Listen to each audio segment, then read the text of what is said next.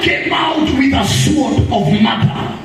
When Jesus was born, again there was death in the camp. And even right now, the devil has released the weapon of God of death, because he knows this is the generation to carry the end time revival. I came to declare over your life, you cannot afford to fail. You must arise and be counted. After David had served the purposes of God, you don't have your own purpose. Before I formed thee, I knew thee. There was an ordination over your life before you even came on earth. There was no crisis meeting in heaven to discuss what are we going to do with Joseph or what are we going to do with Mary. Before I formed thee, I knew thee. I ordained thee to be a prophet of nations. Before in God, there is who God ordained you to be. Tell your neighbor you are not an accident. Tell that other neighbor you are not an accident. Tell that neighbor there is a before in your life. Hallelujah. And when God was thinking in that before, he had already ordained a path for your life. The purpose is not, it is not your purpose. It is not your purpose. It is the purpose of God concerning your life. There is something God created you for. You are not created to come and breathe, take selfies and die. You are created to change history. You are alive. You will not die as a Kenyan statistics. You will die as a history maker. The Bible says, as for me and my generation, we are for signs and for wonders. And so the Bible says, oh David, he served the purposes of God. David, he served the purposes of God. Now when God is designing purpose, God will not change what he designed for you. You must adapt to fit in what God designed for you. In the natural world, when you go to a designer, fundi, ukienda kwa fundi in the natural, mara nyingi fundi anachukuanga measurements. Na baada ya fundi kuchukua measurements, anakujanga, anakushonea kitu inaitwa designer suit. Na kama suit ni kubwa, anaendanga na reduce size. Na kama ni ndogo, ana expand. Lakini kwa makusudio ya Mungu, the purposes of God, if the purpose is too big, you must have it. If the purpose is too small, you must fit in. Otherwise, there is something designed for you. That's why it is called the purposes of God. That is why I believe you are not the kind that can become anything. You can only become that which the Lord ordained you to become.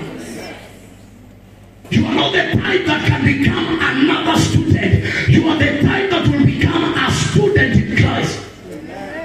But before you enter purpose, there is a battle you must win. It's called the battle of identity. Somebody say the battle of identity. Somebody say the battle of identity. You can never enter purpose until you win on the battle of identity. What is the battle of identity? It is answering the question of who am I? Listen, the temptation of Jesus was, if you are the Son of God. It was a test and a temptation on the identity. Whatever is being released right now in the name of lesbianism and gayism, it is an attack on identity.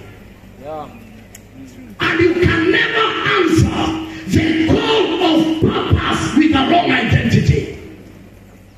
And let me even go further, guys. This spirit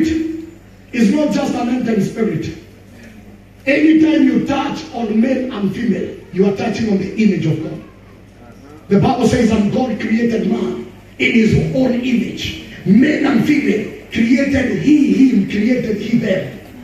Meaning that any time you are dealing with this matter, you are dealing with the image of God. And any time the image of God is interfered with, God will fight for his image. I say God will fight for his image.